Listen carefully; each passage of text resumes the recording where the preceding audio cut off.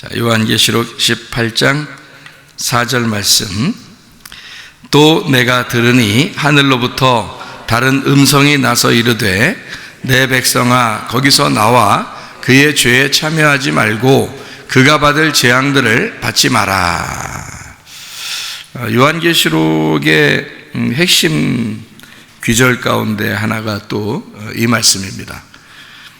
그러니까 이 말씀을 잘 우리가 이해를 하게 되면 요한계시록을 또 전체를 볼 수 있는 눈이 열리게 되죠. 요한계시록은 여러분이 잘 알듯이 이게 좀 열리는 책이다. 이래서 이 책을 우리가 알게 되면 성경 자체를 열게 되고, 성경 자체를 여는 것은 하나님께서 우리에게 주시고 싶어하는 하나님의 갈망이다. 우리의 눈을 열고 우리의 귀를 열고 우리의 입을 열고 우리의 마음을 열어서 우리에게 뭘 알려주고 싶어 하는 거냐면 하나님 마음을 알려주고 싶어 하는 거예요. 그러니까 성경 공부하는 이유가, 그래서 성경을 공부하는 이유가, 우리가 또 성령을 받고 성령의 권능을 받는 그 이유, 그 목적이 뭐냐면 하나님의 마음을 알고자 하는 겁니다.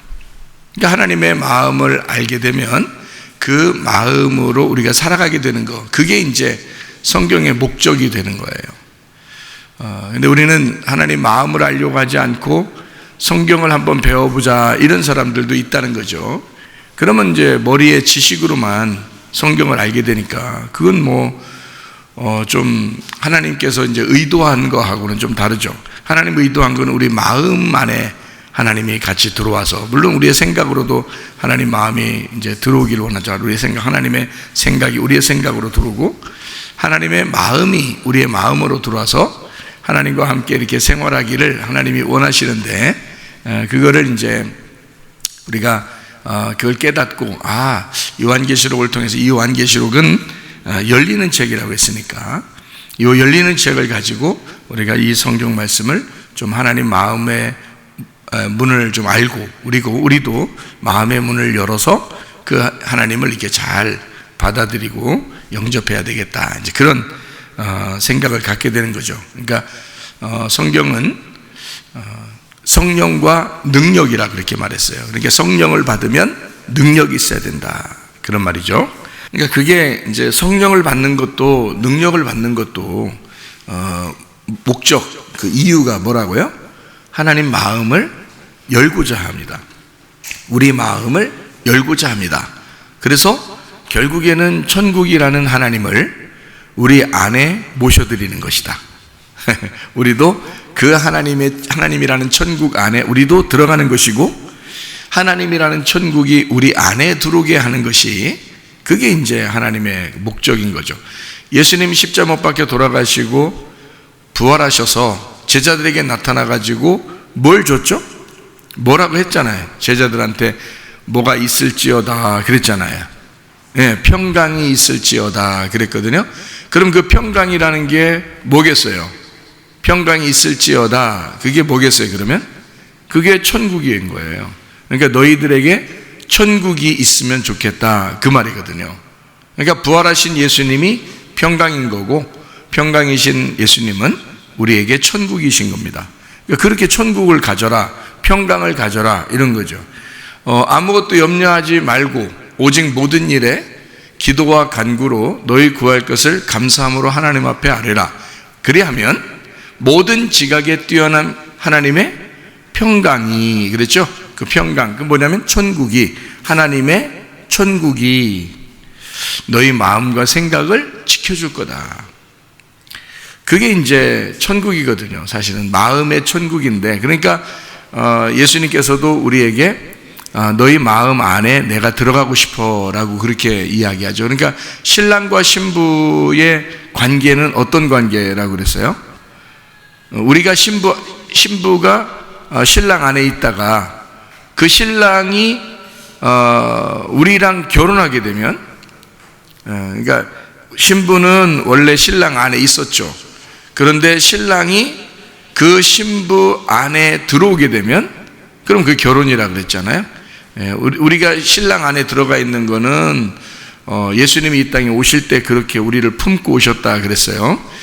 그리고서 이제 우리 보고 너희들이 나를 영접하겠느냐, 너희들 마음의 문을 열겠느냐, 내가 문 밖에 서서 두드리겠다. 그래서 네 마음을 열면 내가 들어가겠다 하는 것이 이제 결혼인 거죠. 예수님과 우리와의 결혼식이다. 그러니까 우리는 주님 안에서 원래 있었어요. 하나님 안에 원래 있었던 거고, 우리 개인적으로 예수님을 영접하는 걸 결혼이라 그렇게 말하는 거예요. 그러니까 우리는 주님 안에 있는 것은 원래 있었던 거고, 우리 각자 개인이 우리 이제 예수님을 영접해서 입으로 고백하고 마음으로 믿고 이러면서 이제 주님이 들어오시는 거죠. 그러면 결혼이라 그러는 겁니다. 그 주님은 이 땅에 오실 때 아가페 사랑으로 오셨다 그랬어요? 필레오 사랑으로 오셨다 그랬어요? 예, 아가페 사랑으로 오셨다 그랬어요. 그러니까 하나님이 세상을 이처럼 사랑하사 할 때 그 사랑이 아가페 사랑이에요. 그러니까 아가페 사랑, 하나님만이 할 수 있는 사랑을 아가페라 그러거든요. 그러니까 아가페 사랑을 가지고 이 땅에 오신 거예요. 그러면 이 아가페 사랑을 가지고 오신 예수님이 우리 보고 무슨 사랑을 가지라 그래요? 네, 필레오 사랑을 가지라 그럽니다. 그러면서 예수님이 우리 보고 이제 뭐라고, 너는 나의 필레오다 이렇게 했어요. 그러니까 너는 나의 사랑이라는 얘기인데, 그게 필레오라는 단어가 친구라는 단어가 되거든요. 그래서 너는 나의 친구라 이렇게 말했어요. 그러니까 사랑, 너는 나의 사랑이야, 너는 나의 친구야. 그러니까 원래는 우리는 하나님을 몰랐었는데 하나님이 이 땅에 오셔가지고 나를 위해 죽으셨어요. 그리고 내가 이제 그 예수님을 영접하게 됨으로써 예수님과 내가 친구가 되는 거죠. 친구가 된 그 사랑을 뭐라 그러냐면 필레오라 그러는 거예요. 그러니까 어떤 면에서는 아가페 사랑보다 훨씬 더 강력하고 좋은 사랑이죠. 왜 그러냐면 아가페 사랑은 혼자 우리에게 일방적으로 짝사랑한 것을 아가페 사랑이라 한다면, 필레오 사랑은 내 쪽에서 예수님을 영접함으로써 나와 하나님 사이가 같이 사랑하는 친구의 사랑을, 애인의 사랑을, 서로 부부의 사랑을 할 수 있는, 원래 부부의 사랑이라고 하는 성경에 나오는 부부들이, 신랑과 신부는, 신랑은 신부를 사랑하세요 이렇게 나오죠. 신부는 신랑을 어떻게 하라 그래요? 복종하세요 그렇게 나오죠. 이게 바뀌지 않아요. 왜 이렇게 되는 거냐면, 그거는 예수님하고 교회를 얘기하려고 하기 때문에 그렇다고 그랬죠. 그러니까 예수님은 항상 우리를 사랑하셨다 그렇기 때문에 신랑은 신부를 사랑하셨다 이렇게 나와서 아가페 사랑이라고 다 써 있어요. 그 사랑은, 그게 하나님의 사랑이에요. 신랑의 사랑. 그래서 에베소서 5장에서도 나오죠. 신랑과 신부는, 신랑은 신부를 사랑하고 신부는 신랑을 복종해야 된다 이렇게 나오는 것이, 여러분 여자들은 남자를 무조건 복종해야 됩니까? 그거 아니죠? 그럼 반대로 남자는 여자를 죽도록 사랑해야 됩니까? 무조건? 그거 아니죠. 둘이 마음에 안 맞으면 어떻게 돼요? 그러면 이제 서로 이제 싸울 수도 있고 그렇죠. 근데 성경의 가르침은 어떻게 돼 있어요? 무조건 남자는 여자를 사랑하게 돼 있어요. 성경의 규칙은 여자는 남자를 무조건 복종하게 돼 있습니다. 왜 그렇게 규칙을 정해놓은 거냐면, 그건 아가페 사랑이라고 하는 하나님의 사랑을 설명하려고 했던 거기 때문에 그랬어요. 그럼 필레오 사랑은 어디에 나오는 사랑 같은 거예요? 다윗과 요나단이 사랑하는 것 같은 사랑. 요한복음 15장에 이제 예수님이 너희는 내가 너희를 친구라고 했다라고 할 때, 그런 친구 할 때 그 단어가 필레오라는 단어고요. 요한복음 21장에 예수님을 3번씩이나 부인하고 갈릴리 바닷가에서 고기 잡던 베드로에게 예수님이 나타나서 네가 나를 사랑하느냐 했을 때 베드로가 3번씩 똑같이 고백해서 내가 당신을 사랑합니다 라고 할 때 그 사랑은 필레오입니다. 친구, 내가 이제 드디어 당신과 친구가 뭔지를 알겠습니다 라는 그런 단어가 필레오라는 단어예요. 그러니까 어떤 단어가 훨씬 더 고상한 거라고요? 필레오가. 왜? 나한테는 그렇다는 거죠. 하나님 입장에서는 아가페라는 게 훨씬 더 고상한 사랑이죠. 아가페 사랑이. 왜냐하면 하나님은 내가 죄인인데도 내가 죄인이고 죽을 수밖에 없고 지옥에 갈 수밖에 없고 정말 보면 형편없는 우리들을 하나님이 일방적으로 짝사랑해서 이 땅에 내려와서 자기 목숨을 버려서 우리를 사랑해 준 사랑이니까 그 사랑은 정말 고상한 하나님의 사랑이죠. 독특하고 고상한 사랑인 거예요, 하나님의. 근데 이 땅에 있는 인간들은요, 그 사랑을 하기가 어려운 거예요. 그 사랑이 아니라 예수님과의 사랑에서는, 우리 입장에서는 필레오 사랑이 더 독특하고 고상한 사랑이라는 거죠. 왜냐하면 주님이 내 안에 들어오셨을 때 하는 그 아가페를 품고 서로 사랑하는 필레오, 이거를 베드로가 알았다는 거죠. 그래서 이 베드로의 사랑을 고백했을 때 예수님이 베드로 보고 너는 내 양을 돌보라, 내 양을 쳐라 그랬어요. 예수님이 하시고자 하는 일들을 베드로 보고 꼭 하라 그렇게 얘기했던 거예요. 같이 해라. 그러니까 예수님이 해야 될 걸 베드로가 해라. 그러니까 예수님과 베드로가 같다는 얘기죠. 예수님과 베드로가 같다는 얘기예요. 그렇게 사랑하는 것을 필레오 사랑이라 그렇게 말합니다. 그러니까 우리가 예수님 안에 들어가 있는 것은 아가페 사랑, 그렇죠? 내 안에 예수님이 들어오는 사랑은 필레오 사랑. 우리한테는 필레오 사랑이 독특하고 고상하다. 다시 말하면 예수님을 영접한 성령의 영접함, 그러니까 성령을 받고 그리고 그 안에서 권능으로 살아가는 것을 우리로서는 그게 더 좋은 사랑인 거고요. 하나님 입장에서는 우리가 성령을 받든 권능을 받든 상관없이 이 땅에 하나님이 이 땅에 오셔서 우리를 사랑하시는 그 큰 사랑이, 그게 고상한 사랑이라는 아가페 사랑입니다. 자, 여러분 이제 이 무슨 말인지 알겠죠? 그래서 성경에서는 아가페 사랑과 필레오 사랑만 나오게 돼 있어요, 성경에는. 그래서 왜냐하면 지금 제가 설명한 요거를 설명하려고 하기 때문에 그런 겁니다, 성경이요. 그러면 우리가 아시겠죠? 성경이라는 거는 우리에게 예수님이 이 땅에 오시는 그 사랑, 이거를 우리에게 전달하려고, 우리 알게 하려고 이 땅에 이제 성경을 쓴 거구나, 이걸 알 수 있죠. 왜냐하면 사랑이라는 단어를 인간 철학적으로도 여러 가지 단어로 소개할 수 있거든요. 근데 성경은 그렇게 소개하지 않거든요. 아가페와 필레오 사랑만 소개를 하거든요. 성경에서는 그 말은 이유가 있죠. 내가 예수님 안에 들어가 있고 그거 아가페 사랑, 예수님이 내 안에 들어오시는 사랑, 이걸 필레오 사랑, 이렇게 표현하려고 했던 겁니다. 그러니까 나를 예수님이 먼저 영접하셨고 그리고 죽으셨고 그리고 내가 그 예수님을 내 안에 품고 살아가는 것이다, 이렇게. 그러니까 내 안에 예수님이 계시면은 나는 천국인 거고, 나는 교회인 거고, 내가 신부인 거고, 예수님은 내 안에 계셔서 천국으로 살아가는 거다, 이렇게 되는 거죠. 그러니까 예수님이라는 그 예수님이 천국이니까요. 그러니까 예수님이 천국인데 그 예수님이 하나님인데 하나님이 말씀이거든요. 말씀이 예수님으로 오셔서 천국이에요. 그래서 우리가 말씀으로 천국을 누리는 것이다. 그러니까 말씀이 열려야 되는 거예요. 반드시 우리에게는 말씀이 열려야 하고, 이 말씀을 통해서 우리에게 천국, 우리의 속에 천국이 이루어지도록 해야 된다는 겁니다. 그러니까 말씀이 끊이지 않고 여러분을 말씀이 계속 여러분에게 심겨진 말씀이 있어서 그 심겨진 말씀으로 계속 인도함 받는 하나님의 귀한 사람들 다 되시기를 바랍니다.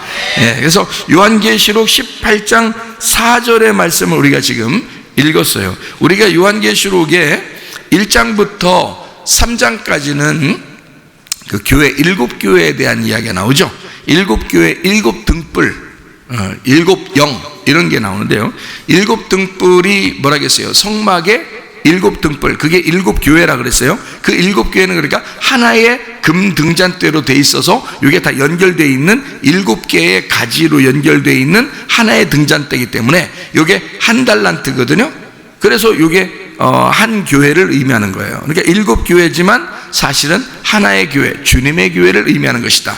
그래서 7이라는 완전함, 완성된, 온전한, 거룩한 교회, 이렇게 의미하는 거예요. 그래서 그 7개 교회를 위하여 성경은, 요한계시록은 7개 교회를 위하여 7인, 7나팔, 7대접이라고 하는 것을 주고, 그리고 어린 양의 혼인잔치를 통해서 천국에서 함께 살기로 하는 그것을 내용으로 주신 것이 요한계시록이다, 이렇게 보면 되죠. 그러니까 요한계시록의 처음부터 끝에까지 그 당시에 교회 또는 그 제자들에게 이 성경책을 쓴 거로 봐서 그렇게 어려운 내용들은 아니었을 것이다라는 얘기입니다. 그런데 우리는 그 당시의 사람들이 아니기 때문에 지금에 와서 이걸 성경을 보다 보니까 영 이상한 말 같고 다른 나라 말 같고 막 이렇단 말이에요. 그러니까 우리가 이해를 잘 못하는 그런 경우가 생기게 되는 것입니다. 그러나 우리는 이 성경을 바로 알아야 되겠죠. 그래서 이게 열린 책이니까 요한계시록은 우리는 열어서 이것을 봐야 되겠다라고 하는 것을 여러분이 꼭 기억했으면 좋겠습니다. 요한계시록 3장 7절, 열면 닫을 사람이 없고 닫으면 열 사람이 없다, 이렇게 했어요. 지난번에 이야기했죠. 그러니까 열면 닫을 사람이 없고 닫으면 열 사람이 없어요.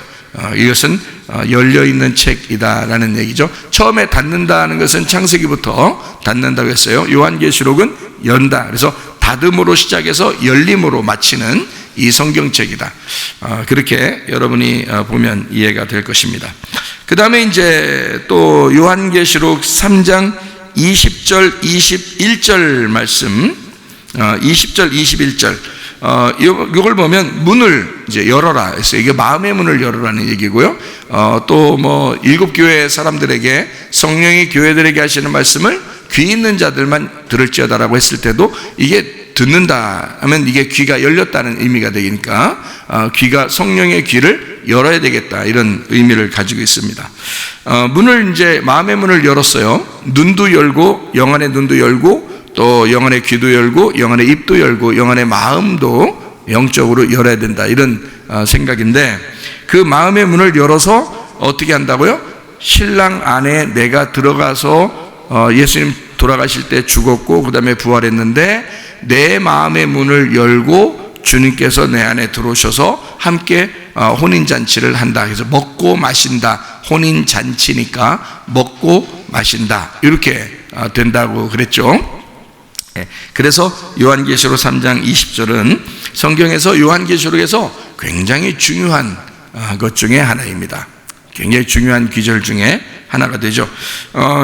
요한계시록 3장 17절 18절에 땅의 부자와 하늘의 부자에 대한 이야기가 나오죠. 그래서 땅의 부자는 다 뭐 부자인 것 같은데, 다 입은 것 같은데 벌거벗었다 그러고, 하늘의 부자는 이제 아주 잘 옷을 이제 하나님 안에서 입고 또 안약을 바르고 불로 연단한 금을 사고 이제 흰 옷을 입었다, 이제 이렇게 나와 있습니다. 3장 21절의 말씀이요, 아버지 보좌에 함께 앉게 해주겠다, 이기는 자는 그렇게 하도록 해주겠다 하는 것이 이제 말씀입니다. 자, 요한계시록에 이제 4장부터 다시 쭉 한번 읽어보도록 하겠습니다. 4장 1절에 열린 문을 두었다라고 되어 있고, 4장 2절에는 성령에 감동되었다, 보라 하늘에 보좌를 베풀었고 보좌 위에 앉으시니. 그래서 간혹 이게 요한계시록에 보면 보좌에 대한 이야기가 상당히 많이 나오는 것을 우리가 볼 수가 있습니다.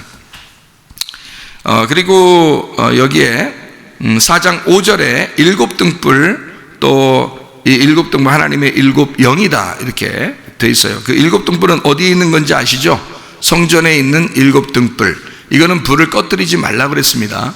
그래서 우리가 성령을 소멸한다라고 할 때도 불을 꺼뜨린다는 말을 쓴다겠죠. 성령을 소멸한다는 말도 불을 꺼뜨린다. 그러니까 그러면 성막 안에, 성전 안에 이 등불에 불이 꺼지면 안 보이잖아요. 창문이 없으니까, 그 당시에는, 그죠? 그 당시에는 창문을 어차피 안 만들었어요. 그러니까 창문 없는 등불이란 말이에요. 그러니까 등불은 항상 켜 있어야 된다는 거죠. 그 항상 켜 있는 것이라는 건 뭐냐면, 우리 속에 이 등불이 하나님의 영이기 때문에, 하나님의 7영이니까 그 영이 항상, 하나님의 성령이 꺼지지 않고 그 불이 꺼지지 않도록 해야 된다는 그런 의미예요. 자, 요한계시록 4장 7절 말씀, 4장 7절 말씀 보면 뇌생물이 나와요. 그 뇌생물이라고 하는 게 사자, 송아지, 사람, 독수리, 사복음서를 나타내는 뇌생물, 예수님의 그 형상을 얘기하는 겁니다. 그러니까 우리가 이제 예수님의 우리 모습이 실제 이런 사람의 모습이 이렇게 있다면 우리의 우상을 만든다면 어떤 게 되겠어요? 우상, 형상. 뭐 돌로 이렇게 만들든지, 그죠? 사람 모양을 이렇게 만들어서 이렇게 세워놓든지, 뭐 나무로 깎든지, 돌로 깎든지 그럴 거 아니에요? 그것처럼 예수님이 원래 하나님이죠. 하나님인데 그 예수님이 그 모양을 형상화시켜서 설명을 하는 거예요. 그게 내생물이라고 하는 것입니다. 그래서 이거를 쉽게 얘기하면 성막이라고 볼 수 있는 거예요. 성막. 그러니까 예수님의 그 네 모퉁이, 이렇게 성막, 이렇게 볼 수 있죠. 동서남북 되어 있는 사복음서, 이렇게 볼 수 있습니다. 예수님의 그 사자 같은 모습, 송아지 같은 모습, 사람과 같은 모습, 독수리와 같은 그런 모습. 그래서 사자는 땅의 왕의 모습이죠. 유대인의 왕으로 오신 예수님. 그리고 독수리는 하늘의 왕이죠. 그래서 하늘의 왕으로 오신 예수님, 이런 표현이에요. 그래서 요한복음을 보는 게 내용이 약간 다르고, 마태복음의 내용이 약간 다르고, 마가복음의 내용이 약간 다르고, 누가복음의 내용이 약간 달라요. 예수님을 형상화시켜서 설명을 하기 때문에 그렇습니다. 자, 5장 2절에 일곱 인을 떼기 시작합니다. 일곱 인을 이제 떼는 것은 이제 환난과 핍박과 심판이죠. 그런데 이것이 어떤 거냐면 마치 그 노아 홍수 때 이 지구가 이제 멸망하는 그런 모습과 같은 이야기를 할 수 있어요. 그런데 그 말은 뭐냐면 옛창조가 심판받는 것. 그러니까 원래 노아 홍수 때도 그랬죠. 옛창조된 것이 다 이렇게 물로 심판을 받잖아요. 그러면 요한계시록에서는 이제 그 불로 심판을 받고 막 이러잖아요. 그러니까 불로 심판받는 것도 마찬가지죠. 그런 이야기를 하는 건데, 노아 홍수나 또는 이 마지막에 불로 심판하는 것이나 다 심판을 의미해요. 하늘문을 열고 심판한다는, 심판할 때는 반드시 심판과 구원이 같이 온다는 것을 여러분이 아셔야 되고, 애굽의 재앙도 마찬가지입니다. 애굽의 열재앙도 역시 나팔 대접이라고 하는 것을, 이런 재앙, 옛창조를 심판하는 것이었다라는 걸 알 수 있습니다. 요한계시록 5장 6절 말씀, 어린 양이 있는데 그 어린 양이 일곱 뿔이 있고 일곱 눈이 있고 하나님의 일곱 영이더라, 이런 얘기가 있습니다. 그러니까 여기 있는 그 어린 양의 그 모습이 일곱 뿔, 일곱 눈, 이 눈은 하나님의 일곱 영, 이렇게 돼 있죠. 거기 요한계시록 5장 6절에 나와 있는 말씀입니다. 그러면 이게 일곱 개가 눈이 있어서 그렇다겠어요? 아니면은 완성되고 온전하고 거룩하고 신성하고 완성된 완전한 눈이라고 그랬어요. 완전한 눈이라고 하기 때문에 전지전능하다, 이렇게 볼 때 일곱 개의 눈, 이렇게 표현하는 거예요.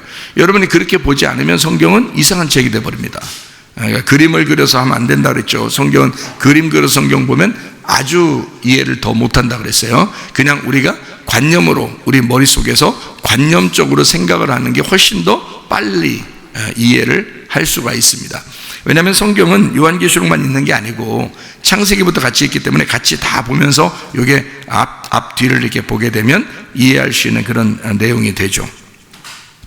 자, 어린 양이 일곱 뿔이 있고 일곱 눈, 이것이 하나님의 일곱 영이더라, 이렇게 돼 있어요. 이거는 어디에 나온 거라고 했어요? 일곱 뿔, 일곱 눈, 하나님의 일곱 영. 그러니까 이게 일곱 등불이잖아요, 그죠? 그게 하나님의 일곱 영이죠. 어린 양이 그렇다는 거예요. 그러면 성막에 보면은, 성전에 보면은 반짝이, 이게 여기 보일 수 있도록 빛을 비추는 거는 뭐예요? 등잔대죠. 그 등잔대를 얘기하는 거예요. 그게 일곱 개로 되어 있잖아요, 가지가, 그죠? 그래서 이게 등잔대를 얘기하는데 그걸 그렇게 표현한 거예요, 이 예수님을 갖다가. 그러니까 이 등잔대 자체가 예수님이에요. 그럼 그 등잔대는 원래 요한계시록 1장부터 3장에는 어떻게 나와요? 교회라고 나오죠? 일곱 교회라고, 그죠? 이게 일곱 개. 그러면 일곱 교회는 결국 누구 한 사람을 얘기해요. 누구예요? 예수님을 얘기하는 거라는 얘기죠. 그러니까 그게 같은 거예요. 여러분, 우리 교회가 예수님하고 하나입니다. 어떻게 하나예요? 서로 틀린데 하나예요. 서로 틀린데 그러면 신랑과 신부고, 신랑과 신부는 둘이 하나인 거예요. 그래서 하나인 거예요. 이렇게 부부가 하나인 것처럼 하나인, 그래서 교회를 예수님이라고 그러고 예수님을 교회라 그러는 거예요.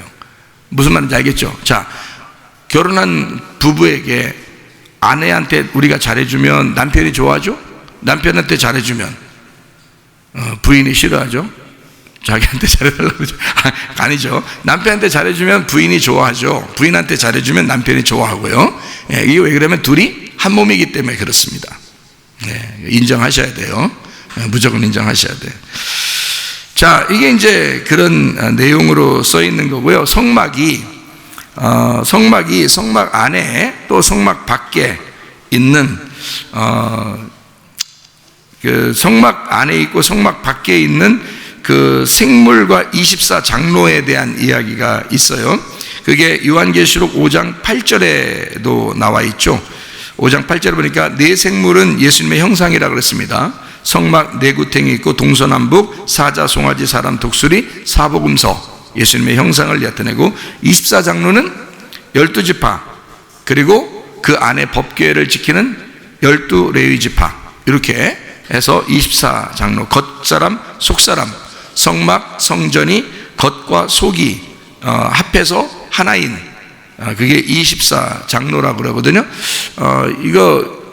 여러분이 이제 민수기에서도 사람 이름이 많이 나오죠. 12지파 이름이 막 어느 지파는 몇 명, 어느 지파 몇 명, 뭐 그리고 또 레위 지파에 대해 따로 나오죠. 레위 지파는 또 누군데 그 자손은 누구 해서 쭉 따로 나오죠. 그게 왜 그러냐면 이 성막에는요, 이렇게 성막이 네모나잖아요. 그러면 여기에 세 지파, 여기에 세 지파, 여기에 세 지파, 여기에 세 지파에서 네 구탱이에 세 지파씩 12지파가 있게 돼 있어요. 이게 성막을 보호하는 겁니다. 진을 그렇게 치는 거예요. 그게 왜 그 진을 그렇게 치냐면 전쟁을 위해서 그런 겁니다. 근데 전쟁을 위한 건데 중심에 어디에 뭐가 있다고요? 중심에 지파의 중심에 뭐가 있는 거예요? 성막이 있는 거예요. 그 성막은 왜 있는 거예요? 법궤 때문에 이런 겁니다. 그래서 법궤가 그들의 전쟁의 중심인 거예요. 그러면 법궤는 뭐예요? 법궤는 만군의 여호와의 이름입니다. 그래서 여러분이 예수의 이름으로 그러면 귀신이 벌벌 떠는 거예요. 그래서 그게 귀신과 악한 영과 전쟁을 하는데 예수의 이름으로 그 예수의 이름을 진짜 믿으면서 얘기하면 떠나가게 되어 있습니다. 왜냐하면 그게 법궤거든요. 예수의 이름이 법궤인 거예요. 그러니까 뚜껑이 닫혀있는 법궤, 뚜껑이 열린 거. 그러면 뚜껑을 언제? 예수님이 죽으면 열리는 거예요. 그러니까 뚜껑이 닫혀있으면 이건 옛 이름이라 그러고요. 뚜껑이 예수님이 죽으셔서 열리면 새 이름이라 그러는 거예요. 그러니까 새 말씀이라 그렇게 말하는 거예요. 새 언약. 그러니까 이 뚜껑이 닫혀있는 거를 율법, 옛 언약이라 그러고 예수님이 십자가 밖에 돌아가셔서 뚜껑이 열리면 이제 그 속을 알았기 때문에 이거를 새 언약이라 이렇게 말하는 거예요.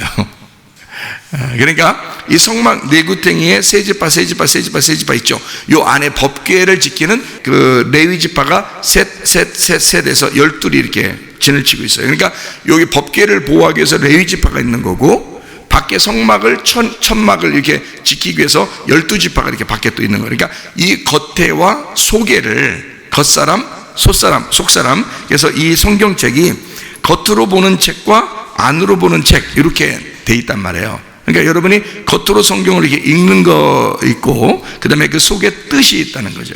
성경은. 그래서 로고스와 레마로 돼 있는 거예요. 성경의 글자가 헬라어로도 나누어서 말씀이 똑같은 말씀인데 똑같은 말씀이라는 단어인데 로고스와 레마로 단어를 바꿔서 이렇게 쓰게 돼 있어요. 그래서 이 겉사람 속사람이라고 하는 요걸 다 합해가지고 성경 전체다 이렇게 볼 수 있는 거죠. 성경이 로고스와 레마로 되어 있는, 레마는 속뜻이에요. 속뜻. 예수님이 와가지고 레마로 전달해 줘야 깨닫는 의미, 속뜻의 의미, 이걸 레마라 그래요. 이 성경 자체를 로고스라 그러고요. 그게 예수님이 이 땅에 로고스로 오셔서 율법 안에 오셔서 그 속뜻을 설명해 주는 거예요. 하늘에 있는 하나님의 마음을 설명해 줄 때, 말할 때 그걸 말한다 해서 레마라 그러는 거예요. 그래서 말하는 말씀, 요걸 레마. 그냥 있는 율법의 말씀, 로고스 이렇게 되어 있는 거죠. 자, 이렇게 이해하면 여러분이 되겠습니다. 자, 5장 12절, 요한계시록 5장 12절 말씀, 음성이 있어요. 그 음성이 나팔소리 같은 그 음성인데 그게 푸호네라고 그랬습니다. 푸호네라는 말이 폭로, 소리라는 단어인데 이게 파이노에서 왔다 그랬습니다. 밝게 빛나다에서 왔어요. 보인다에서 왔습니다. 그게 푸오스, 발광, 반짝이다, 빛, 이런 단어에서 온 거예요. 그러니까 빛으로 드러나게 한다라는 말입니다. 이 소리는요, 그러니까 소리가 이렇게 나왔잖아요. 소리가 음성이 들렸잖아. 그것은 빛으로 드러나게 됐다, 이렇게 이야기하는 거죠. 그게 빛 대신 말씀, 생명의 말씀을 얘기하는 겁니다. 빛은 생명이니까. 그래서 생명의 말씀을 거기서는 음성이라고 5장 12절에 음성이 나온다, 이렇게 표현을 했다는 거죠. 큰 음성이 이르되 했어요. 그러니까 그 말을 다른 말로 말하면 하나님의 큰 빛의 생명의 말씀이 말하기를, 이런 말이란 말이죠. 무슨 말인지 알겠죠? 그러니까 이렇게, 그러니까 그 뜻이 그렇다 이 말이에요. 자, 10장 2절 말씀, 펴놓인 작은 두루마리 책이 있습니다. 펴놓였다 그랬으니까 열렸다는 얘기죠. 열렸으니까 레마죠. 그렇죠? 열리지 않으면 로고스라 그러고요. 열렸으니까 레마라 그렇게 표현하시죠. 그러니까 이해가 되었다 이 말이에요. 우리한테 이해가 되었다, 속뜻이 알려졌다, 하나님의 마음을 알게 되었다, 이게 열어서 보게 됐다. 펴놓인 작은 두루마리, 10장 2절, 10장 8절 펴놓인 두루마리라고 되어 있어요. 10장 9절 이걸 작은 두루마리라 이렇게 되어 있습니다. 그냥 책이 있고 작은 두루마리 이렇게. 자, 11장 19절이요. 이에 하늘에 있는 하나님의 성전이 열렸어요. 열렸는데 성전 안에 하나님의 언약궤가 보이며 또 번개와 음성들과 우레와 지진과 큰 우박이 있더라라고 되어 있습니다. 하나님의 성전이 열려서 그 안에 하나님의 언약궤가 보였다, 이렇게 되어 있습니다. 그러니까 이게 하늘의 열림, 성전의 열림, 그리고 그 언약궤를 보았다, 이렇게 되어 있으니까 그 속을 들여다본 거죠. 그죠? 여기 이 성전 안에 있는 언약궤를 들여다본 거예요. 하늘에 있는 거니까. 근데 하늘에 있는 거는 이게 완성된 거거든요. 완성된 말씀. 그래서 그걸 보았다 그랬으니까 완성돼서 열렸다, 하늘이 열렸다, 이렇게 볼 수가 있는 거죠. 14장 1절 말씀. 자, 내가 보니 보라, 어린 양이 시온산에 섰고 그와 함께 14만 4천 명이 서 있는데 그들의 이마에는 어린 양의 이름과 그 아버지의 이름을 쓴 것이 있더라, 이렇게 되어 있습니다. 거기에 어린 양의 이름과 아버지의 이름을 썼다, 이렇게 되어 있어요.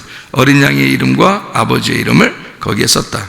뭐 우리 이름은 이 땅에 태어난 이름이겠지만, 그죠? 어린 양의 이름, 아버지의 이름이 썼다. 거기에서 새로운 이름을 우리가 받았다. 그게 14만 4천 명이다 라는 얘기고, 이마에 받았다는 얘기는 분명하게 우리의 생각과 우리의 인격과 인지 능력이 주님께 향해 있다라는 것을 알 수 있죠. 그런 사람이 14만 4천 명이다 라고 하는 얘기예요. 14만 4천 명, 여러분 그 숫자는 아시죠? 12 곱하기 12 곱하기 1000입니다.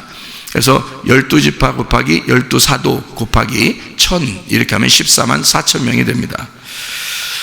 자, 14장 3절이요. 거기에 새 노래를, 이 새 노래는 14만 4천 명만 받게 되어 있는데, 이 새 노래는 복음송 새로 작사 작곡해서 부르는 노래가 아니라고 그랬습니다. 그런 거 아닙니다. 그런 게 절대 아니고 신약 말씀, 새로운 언약, 예수님의 그 부활하심, 이런 것을 새 노래라 그렇게 말하는 거예요. 그러니까 예수님이 율법 때문에 죽으시러 오신 것은 옛날 노래가 되죠. 선악과 때문에 죽으셔야 되는 그 모습은 옛날 노래. 그러니까 모세의 노래라고 그러고요. 그거를 율법의 노래 이렇게 표현하죠. 여기서 새 노래라는 건 이제 신약, 예수님 부활하신 모든 것을 이제 끝내고 완성하신 노래, 이것을 새 노래다 이렇게 표현하죠. 14장 4절, 하나님과 어린 양에게 속한 처음 익은 열매 드러났죠. 부활해서 나타난 것을 처음 익은 열매라 그럽니다. 15장 2절이요. 불이 섞인 유리바다 같은 것이 있어요. 불 섞인 유리바다 같은 것이 있다 이말인데, 유리바다는 다 보이는 걸 얘기하는 거고요. 거기에 보니까 짐승과 우상과 그 이름의 수 666을 이기고 벗어난 자들이 유리바닷가에서 서 있다, 이렇게 표현을 했습니다. 15장 2절에요. 그리고 하나님의 검은고를 들고 있다는 것, 하나님 앞에 찬양하는 것을 의미하는 거죠. 부활의 찬양입니다. 여기서 벗어났다, 불 섞인 유리바다를 안에서 짐승과 우상과 그 이름의 수 666을 이기고 벗어난 자들이니까 이게 벗어났다, 열렸단 말이에요. 불 섞인 유리바다니까 우리가 심판을 받고 다 이게 투명하게, 자, 이게 불하고요, 유리하고 한번 생각해 봐요. 유리는 이제 크리스탈 같은 겁니다. 그러면 유리가 이제, 유리를 보면 이제 투명하게 보이는 거죠. 그러니까 우리가 투명하게 보여졌다는 말이에요. 이 속에 투명하게 보인다는 말이야. 그리고 불이라는 말은 뭐예요? 불은 뭐 할 때 등불 킬 때도 불이죠, 옛날에는. 그런데 어떨 때 또 쓰냐면, 추수할 때 껍질하고 알맹이하고 이렇게 나누어 가지고 껍질을 불태워버리죠. 예, 그때 그 껍질 불태우는 거를 불이라 그래요. 그러니까 예수님은 이제 이 땅에 오셔서 뭘로 침례준다 그래요? 불과 성령으로 침례준다 그러죠. 그러니까 불은 심판하는 거고, 껍질을, 그리고 성령은 알곡을 갖다 모아놓는 걸 얘기하는 거예요, 하늘나라 창고에. 그러니까 유리바다는 열린 거죠. 자, 열려서 깨끗하게 다 보이는 걸 얘기하는 거고요. 어떻게 하면? 불로 심판받으면, 그죠? 내가 거룩한 불로 심판을 받으면 깨끗하게 모든 것이 다 투명하게 열릴 것이다, 이 말이에요. 그게 이 말입니다. 불 섞인 유리바다로 이렇게 그 사람들은 이제 벗어난 사람들, 그러니까 그리스도인들, 진정한 그리스도인들을 얘기하는 거죠. 15장 3절에 모세의 노래와 어린 양의 노래를 알고 있다. 그 말은 옛 언약과 새 언약을 다 알고 있다는 얘기예요. 이게요. 그래서 어린 양의 노래, 모세의 노래에서는 율법이고, 어린 양의 노래라고 하는 것은 복음입니다. 그러니까 율법과 복음을 다 노래로 표현한 거예요. 성경을 노래라고 여기 성경이 지금 요한계시록에서는 표현한 거지, 진짜 노래 부른다고 생각하면 큰 오산입니다. 그거 아니에요. 구약의 그 율법의 말씀과 신약의 그 복음의 말씀을 이야기하는 거예요. 그래서 15장 3절에 노래를 부르는데, 하나님의 종 모세의 노래, 어린 양의 노래를 불러 이르되, 이렇게 했잖아요. 그죠? 자, 15장 5절에 이일 후에 보니 하늘의 증거장막의 성전이 열렸다 그랬습니다. 하늘의 증거장막 성전 열렸다. 여러분, 그 증거장막 성전이라는 게 뭔지 아시죠? 뭔지 알죠? 예. 구약에 보면 이스라엘 백성들이 광야로 나와서 하나님이 성막을 모세를 통해서 지으라고 할 때 그게 성막이에요. 성막. 근데 그게 다 막혀 있어요. 창문도 없고 다 막혀 있기 때문에요, 제사장만 그 안에 들어가거든요. 다른 사람 못 들어가고. 그거를 다, 이걸 천막을 다 뜯어냈다는 뜻이야. 이 천막을 뜯어냈어. 그러니까 이 천막은 뭐겠어요? 이 속에 이제 뭐 번제단도 있고, 또 물두멍도 있고, 등잔대도 있고, 떡상도 있고, 그죠? 그리고 분향단도 있고, 또 휘장도 있고, 그 다음에 언약궤도 있고, 이렇거든요. 그래서 그렇게 다, 여기서 번제단부터 시작해서 언약궤까지 7개예요. 그게 예수님이라고요. 그 예수님인데, 거기서 한 가지를 뜯어냈어요. 한 가지를. 그게 뭐예요? 언약궤 바로 앞에 있는 게 뭐예요? 휘장이죠. 그 휘장을 다 찢어버렸죠. 하나님이 찢었어요. 휘장을 찢었는데, 그 찢은 것을 이제 예수님이 돌아가실 때는 휘장을 찢었다 그랬고, 그렇죠? 근데 여기 요한계시록에서는 그 휘장을, 그 장막을 다 뜯어냈다, 이렇게 표현하는 거예요. 무슨 말인지 알겠죠? 그러니까 이걸 찢었다는 얘기는 원래 지성소에 못 들어가게 돼 있고, 대제사장만 그것도 1년에 한 번 들어가게 돼 있는데, 속죄를 위해서 언약궤가 거기 있어요.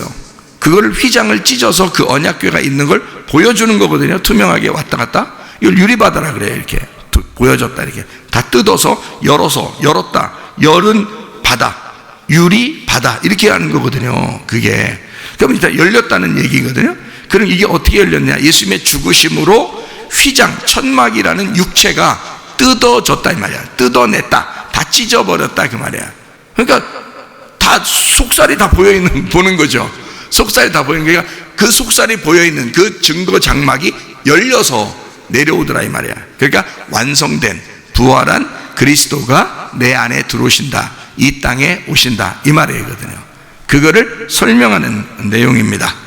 이게 15장 5절이요 16장 15절 보라 내가 도둑같이 오리니 누구든지 깨어 자기 옷을 지켜 벌거벗고 다니지 아니하며 자기의 부끄러움을 보이지 아니하는 자는 복이 있도다. 예수님이 뭘로 온대요? 뭘로 온다고? 도둑으로 온다고 그랬죠. 거기 얘기죠? 도둑으로 온다. 그러면 예수님은 도둑놈이, 도둑분이라고 해야 되나?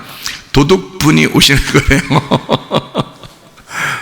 도둑이 오신다 그랬네. 도적같이 온다니까. 도둑이네요. 도둑은 원래 와가지고, 변기통 떼어가고 막 이러나요? 화장실 청소하는 거, 그 빗자락 가져가고 막 이러나요? 도둑이 오면? 보통 그러나요? 그렇지 않죠. 들어오면, 도둑이 오면 일단 어떻게 해요? 집을 싹 난장판 버리죠. 아니면 아무거나 막 다 뒤지고 막 다 꺼내놓고 막 이러잖아요. 왜 그래요? 네? 왜 그렇게 해요? 중요한 게 뭐 있나 보려고 그러는 거거든요. 그래서 중요한 게 있는데 그거를 이제 꺼내놓고 그리고 이제 화장실 쓰리바 같은 거 이렇게 가져가면 어떻게 해? 도둑이 그 이상하잖아요. 그죠? 그러니까 봐요. 도둑이 온다는 것은, 예수님이 도둑처럼 온다는 것은 진짜 중요한 물건을 훔치러 온다는 얘기야. 그렇죠?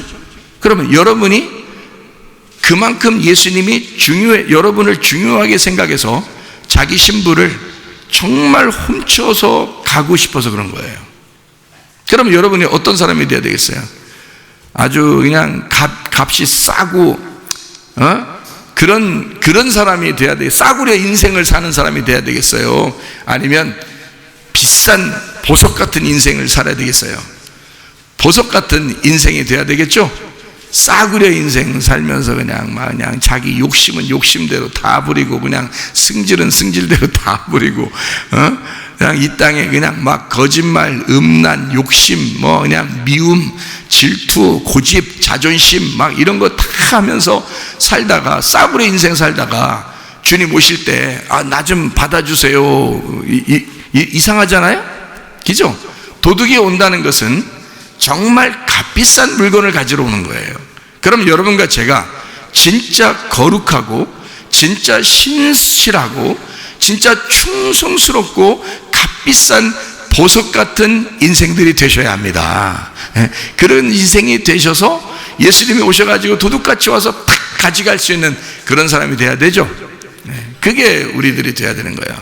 값비싼. 그래서 성경의 요한계시록의 21장, 22장을 여러분이 이제 보게 되면 그 보석이 나오고 막 이래요.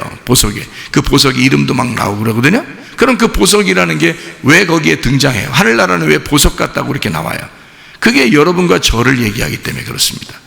우리가 보석처럼 돼야 된다 이 말이거든요. 원래 우리는 돌멩이였는데 그냥 주슨 짱돌 같은 거 그냥 돌멩이거든요. 근데 이거를 하나님이 보석처럼 만드시는 거예요.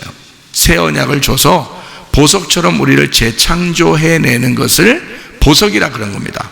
그러니까 그냥 삐뚤빼뚤한 그냥 대충 있는 그런 돌을 천국의 보석이라고 얘기하지 않아요. 그 보석은 아주 정교하게 예쁘게 아름다운 보석들을 말하는 겁니다.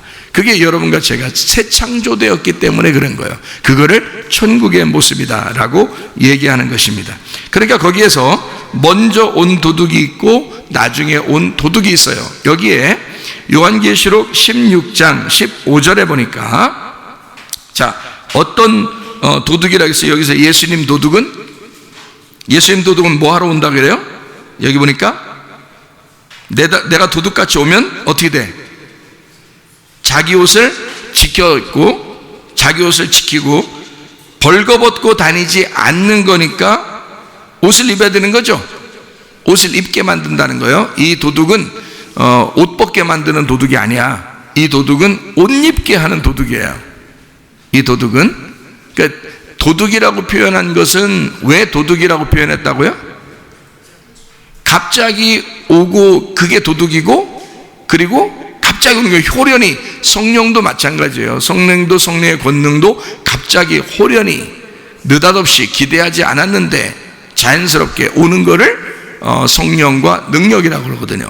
그러면 주님도 그 도둑처럼 온다. 그런데 이 도둑처럼 오는 이 도둑은 갑자기 오는 거예요. 도둑처럼. 그리고 뭘 훔치러 온다고? 가장 값비싼 나를 훔치러 온다고. 훔쳐서 자기 거 만들려고. 그래서 오는 도둑이에요. 그렇기 때문에 이 도둑은 우리 보고 부끄러움을 보이지 아니하는 자가 되기를 원해서 이 주님이 우리한테는 너는 옷을 벗어서 부끄럽지 않았으면 좋겠다 해서 오는 게 이 도둑이란 말이에요. 그러니까 우리가 옷을 입고 있어야 되겠죠. 요한계시록 19장 8절의 말씀에 보면 우리의 옳은 행실이 이제 세마포, 거룩한 세마포다 이렇게 돼. 의로운 세마포다 그랬거든요. 그러니까 옳은 행실이라고 하는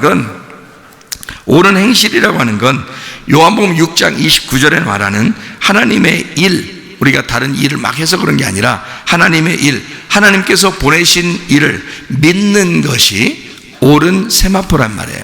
거룩한 세마포. 요한복음 4장 34절에 주님의 양식은 하나님의 뜻을 행하며 그의 일을 온전히 이루는 것이다 이렇게 되어 있습니다. 그러니까 그 옷을 입는 거예요. 뭘 이렇게 열심히 뭘 행해서 그런 게 아니고 우리 보고 주님이 뭐 노력을 해가지고 어렵게 너 옷 입어야 돼 이렇게 하면 도둑같이 오면서 우리를 사랑한다면서 뭐 그런 식으로 하겠어요? 그죠? 그러니까 우리를 사랑하면서 도둑같이 오시는 분은 우리가 옷을 입기를 원하는 거예요. 우리가 잘 옷을 지켜서 옷을 벌거벗고 다니지 않고 옷을 잘 입기를 원하는데 어떤 옷이냐면 옳은 행실. 그 옳은 행실은 뭐냐면 네가 착한 일 해서, 물론 착한 일 해야죠. 당연히 그리스도인들은 착한 일 해야죠. 그런데 뭐가 착한 일이냐?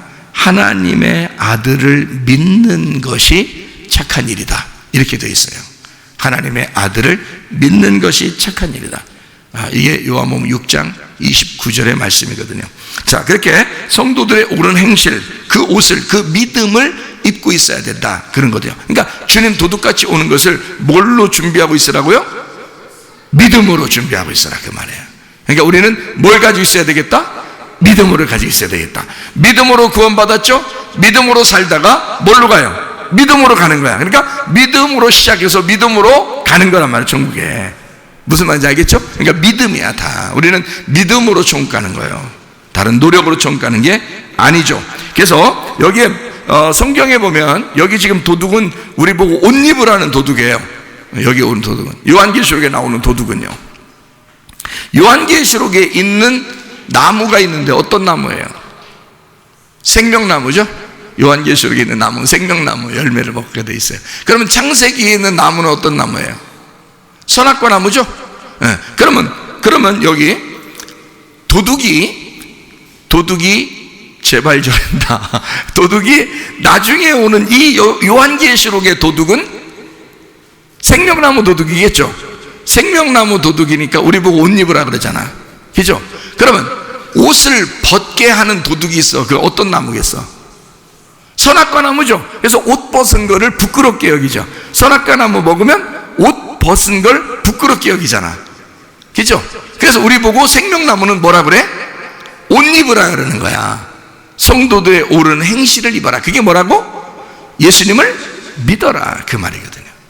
그거 하라는 거야. 그러니까 너희 선악과 때문에 저주받은 인생이 예수를 믿음으로 생명나무의 열매를 먹게 되었다. 이 말을 여기 옷이라고 하는 것으로 도둑이라는 것으로 설명한 거야.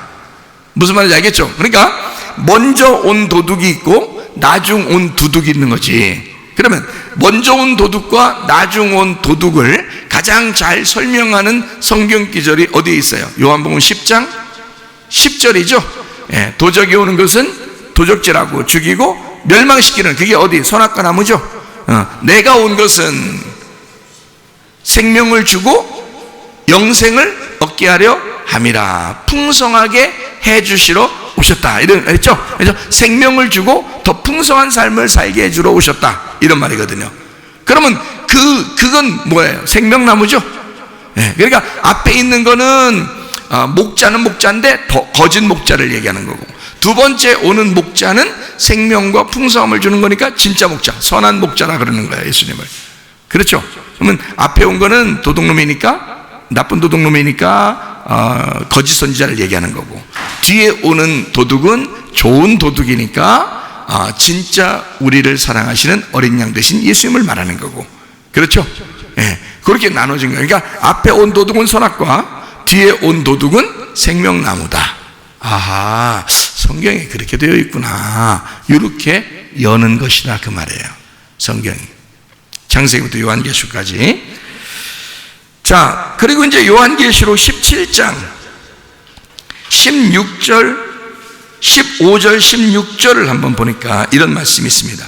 또 천사가 내게 말하되 내가 본 바 음녀가 앉아있는 물은 백성과 무리와 열국과 방언들이니라.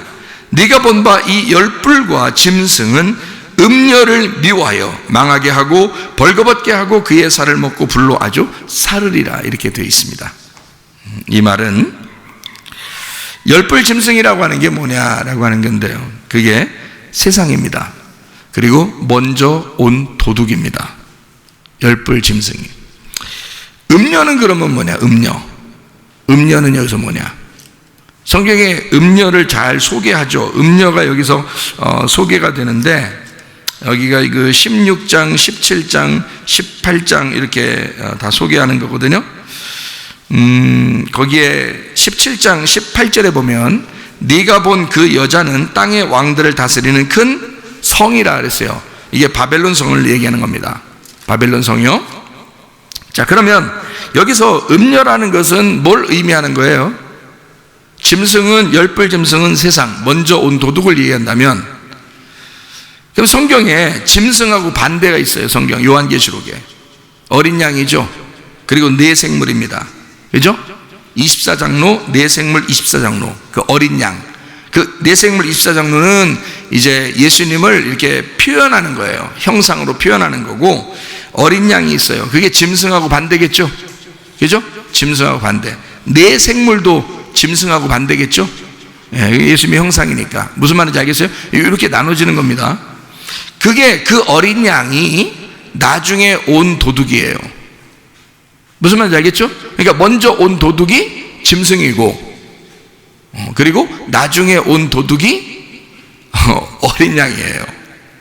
무슨 말인지 알겠죠? 자, 이렇게 나누어서 이렇게 보니까, 아하, 짐승과 어린 양이 나누어져 있구나. 이렇게 앞에 있는 것과 뒤에 있는 것으로 나누어져 있구나. 그러면 여기서 짐승하고 지금 누구하고 같이 있다 그랬어요? 음녀하고 같이 있다 그랬잖아요. 그죠? 그럼 음녀하고 같이, 음녀는 어디에 있는 거야? 그러니까 앞에 있는 거야? 뒤에 있는 거야? 앞에 있는 거지. 요한계시록 뒤에까지 있진 않죠. 요한계시록에 지금 여기 중간쯤에 와서 음녀를 죽여버리고 싶은 거야. 그죠? 음녀를 죽여버리고 싶은 거야. 음녀를 그냥 완전 다 홀딱 벗기고 싶은 거야. 그죠? 먼저 온 도둑은 원래 음녀를 옷 벗기죠. 그러면 요한계시록의 마지막에 사람들을 이렇게 천국으로 인도하는 그 교회, 그 신부 음녀하고 완전 반대죠. 그러니까 음녀는 먼저 온 거고, 그리고 벌거벗겨졌어요. 그러니까 옷 벗은 거고, 신부는 어떻게 한다고 그랬어요? 요한계시록 19장에 어린 양의 혼인잔치에 들어가는 그 신부들은 옷을 입어라 그렇게 돼 있죠. 그러니까 예수님이 도둑같이 오셔서 우리 보고 옷을 잘 입고 있으라 그러잖아요. 그죠? 예, 그러니까 그 옷을 입는 것은 음녀예요, 신부예요? 신부죠. 그러면 옷을 벗은 게 먼저야, 옷을 입는 게 먼저예요? 옷을 벗는 게 먼저지. 그럼 옷을 벗은 게 먼저니까 그건 어디에 있다? 어느 나무라고? 선악과 나무라 그랬죠? 그러면 옷을 입는 나무는 어떤 나무라고? 생명나무라 그랬죠? 그러니까 음녀는 어떤 거야? 선악과 먹은 걸 음녀라 그러고, 생명나무를 먹은 걸 신부라 그러는 거예요. 자, 무슨 말인지 이거 구분이 되겠죠? 이게 지금. 그죠? 그래서 신부라고 하는 거는 신부하는 거하고 음녀하는 거하고 같이 지금 설명을 해야 돼. 제가 음녀는 탕자예요. 탕자. 성경에 보면 탕자 있죠? 나가는 탕자. 그러면 나가는 탕자는 부자 돼야 돼? 거지 돼야 돼? 거지 돼야 돼. 옷 너덜너덜하고 다 찢어져야 돼. 거지 돼야 돼. 나간 탕자는 돌아온 아들은 어떻게 해야 돼? 옷을 아버지가 입혀줘. 옷 다 찢어버려. 집에 있었던 놓고 있던 그 옷 같은 거 다 가져와 불태워버리고 찢어버리고 그러진 않죠. 아들 왔다고 그러진 않죠. 그죠? 그러니까 아들 오니까 어떻게 옷 막 입혀주라 그러죠? 예, 혼인잔치하고 막 그죠? 입혀주라 그럽니다. 잔치하면서 막 입혀주라 그래요. 그러니까 음녀는 옷을 벗은 탕자고요. 신부는 돌아온 아들이에요. 그러니까 음녀는 타락한 신부인 거야. 여자는 여자인데 타락한 여자인 거야. 그러면 여기 그 신부는 어떻게? 거룩한 신부를 얘기하는 거야. 그러면 타락한 여자, 타락한 신부, 타락한 여자, 그거는 뭐를 얘기하는 거예요? 그러니까 바벨론이라겠죠. 큰 성 바벨론, 음녀, 타락한 신부래, 타락한 여자야. 그럼 그걸 뭐라고 그래? 성경에서 보면 타락한 교회를 말하는 거란 말이에요. 그래서 바벨론 그러는 거야. 그게요, 타락한 교회예요. 그러면 신부는 어떤 교회예요? 거룩한 신부니까 거룩한 교회를 말하는 거야. 네, 거룩한 교회를 신부라 그렇게 말하는 거예요. 그러니까 여러분과 제가 이 마지막 때에 진짜 거룩한 신부가 되셔야 합니다. 거룩한 교회가 되셔야 합니다. 이 마지막 때는요, 이제 타락하면 안 돼. 좀 잘못하는 거 있으면 이제 다 회개하고 이제 정말 새롭게 사십시다. 네? 다 회개하고 새롭게 사셔야 돼. 거룩한 신부가 돼야 돼. 근데 하나님이 여러분을 막 찢는다는 것은 막 가슴도 찢고 막 그냥 막 옷도 찢고 다 성경에 찢는다고 얘기를 하고, 그러니까 다 찢어. 그냥 그냥 찢기라고. 그냥 찢겨. 그 찢기는 게 열리는 거니까. 그럼 그렇게 찢기고 나면 옷 다 찢어버려. 여러분 땅에서 있는 우리의 옷을, 우리의 가슴을 다 찢어버리면 하늘나라 올라갈 때 우리를 그렇게 찢어놓은 우리들 어떻게 다시 회복시키고 치유할 때는 새 옷을 입혀주셔요. 그게 신부라 그러는 거야. 그러니까 음녀와 신부는 지금 단어의 차이기도 하지만은 같은 교회 안에서 타락한 교회가 거룩한 교회가 되기 위해서 하나님은 짐승이라는 것을 보내서 음녀를 찢어버리고 죽여버린다 그 말이야. 그리고 어린 양 예수를 만나게 해서 두 번째 도둑이신 선한 목자 예수님을 만나는 거룩한 신부인 교회가 되게 만드시는 게 요한계시록이라고 말입니다. 쉽죠? 예, 요한계시록이 그렇게 복잡하게 여기는 어떻게 이 말은 뭐야? 이 말은 뭐야? 이게 아니라 연결해서 딱 보면 이렇게 나누어져서 설명을 하고 있는 내용이다 그 말입니다. 이 말이요. 그렇게 성경을 보면 딱 이해가 되죠. 그래서 음녀를 여기 성경에서는 바벨론이라 그랬죠. 큰 성 바벨론이라 그래요. 그죠? 그러면 신부는 뭐라 그래? 새 예루살렘 성이라 그러잖아. 그죠? 새 예루살렘 성이라고 요한계시록의 19장부터 22장까지에 나오잖아요. 새 예루살렘 성이라고. 음녀는 바벨론 성이라고 나오고. 그러니까 이게 딱 두 개씩 나누어져서 같은 것인데 요거를 껍질과 알맹이를 설명하는 거예요. 그러니까 음녀는 다 뭐야? 껍질인 거야. 우리에게 있는 껍질. 무슨 말인지 알겠어요? 여러분 다 껍질은 그게 육체야.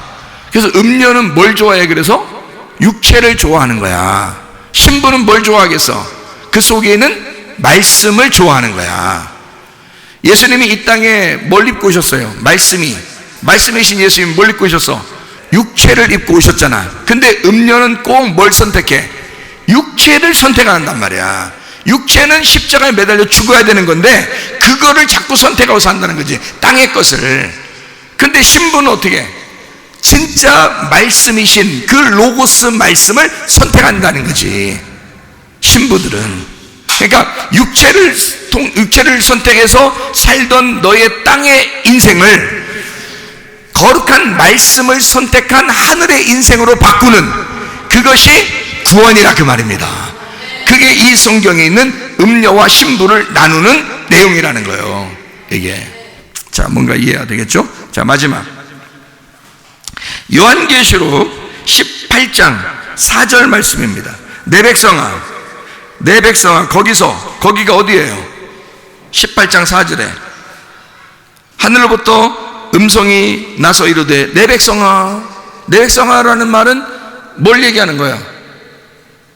내 백성아 그랬으니까 내 백성이니까 누굴 얘기하는 거야? 나를 얘기하는 거지, 그죠? 나를 얘기하는 거야. 자, 내 백성아, 나야. 그러니까 나니까 거기서 나와 그랬어요. 거기서 나니까 거기에 있단 얘기 없단 얘기야. 있단 얘기야. 거기에 있으면 그게 뭐야?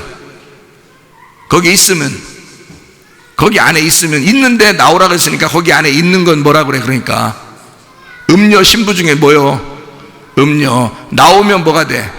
신부가 되는 거지. 무슨 얘기인지 알겠어요? 성경 보여요? 그러니까 바벨론 안에 들어있잖아. 그걸 음녀라 그러잖아, 그죠? 바벨론이 음녀니까 거기에서 나오면 어떻게 돼? 신부가 되는 거고 새 예루살렘 성이 되는 거야. 여러분, 아유 뭐 누구 보니까 뭐 기분 별로 안 좋아, 저 사람 보면 참 기분 안 좋아. 너도 다 그려. 너도 다 그렇다고. 우리 인간은 이 땅에 사는 한 우리는 늘 음녀의 짓을 할 수밖에 없는, 그렇게 자꾸 자기도 모르게 그쪽으로 돌아가는 그런 삶을 살아간단 말이에요. 그러니까 주님께서는 우리에게 뭐라 그래? 거기서 나와라.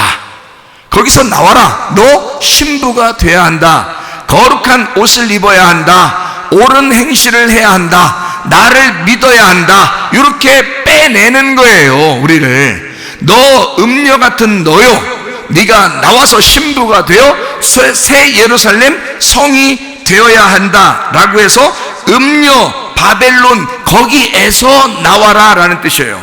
거기서, 그러니까 이미 거기에 있는 거야.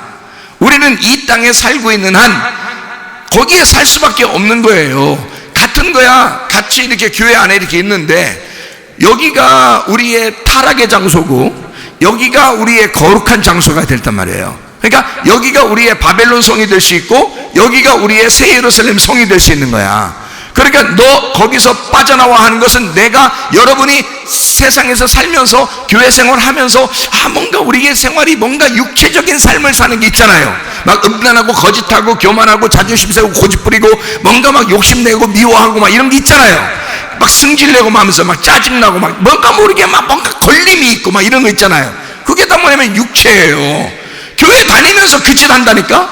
교회 다니면서 그렇게 바벨론에 산다고요. 그렇게 사는 거를 여러분에게 주님은 말씀하시는 거예요. 너 거기에서 빠져나와 거룩한 하나님의 성령을 받고 성령의 능력으로 살아 새 예루살렘 성 그 안에서 거룩한 신부인 교회가 돼야 된다, 이런 얘기하는 거야. 그 말은 너 육체로 살지 말고 말씀으로 살아야 돼, 그 말입니다. 그렇죠?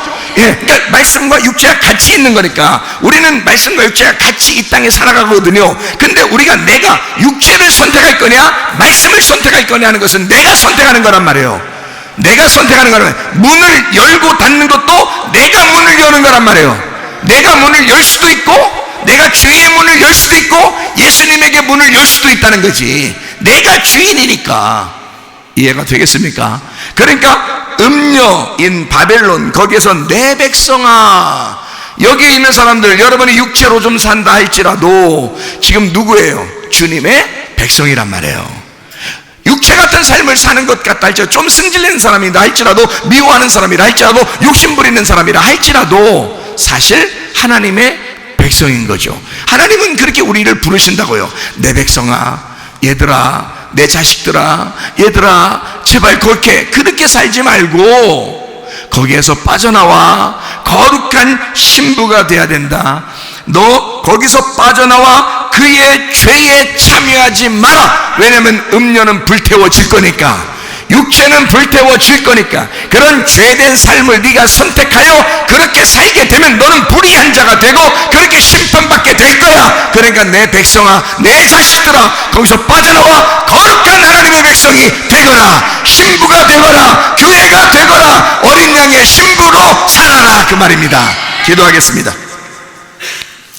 우리 하나님 앞에 기도합니다. 하나님, 더 이상 내가 음녀 같은 짓 하지 않고 신부인 그리스도의 교회가 되게 해서 어린 양의 신부로 주님과 동행하며 살다가 주님 만나게 하옵소서. 기도합니다. 우리 하나님 아버지와 인도하시고 사랑하심을 믿습니다. 하나님 아버지 붙들어 주시고 하나님 인도하심을 감사를 드립니다. 아버지 하나님, 음녀 같은 짓 하지 않고 아버지 거룩한 신부가 되게 도와주시옵소서.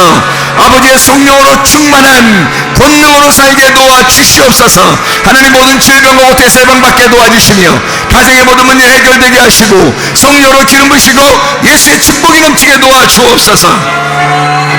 비염은 떠나갈지어다, 아토피 떠나갈지어다, 우장병 떠나갈지어다, 어지럼증 사라질지어다, 두통은 사라질지어다, 류마티스 관절은 떠나갈지어다, 어깨 통증 사라질지어다, 허리 디스크, 목 디스크 떠나갈지어다, 심장병 온전해질지어다, 각종 종양 암돌이 떠나갈지어다, 감기 몸살 온전해질지어다, 협착증 사라질지어다, 건선피부 온전해질지어다, 이명은 사라질지어다, 자가면역 질환 온전해질지어다, 식도염 사라질지어다, 요리결석 떠나갈지어다, 전립선 온전해질지어다, 우울증, 불면증, 공황장애, 두려움, 불안, 초조 다 떠나갈지어다.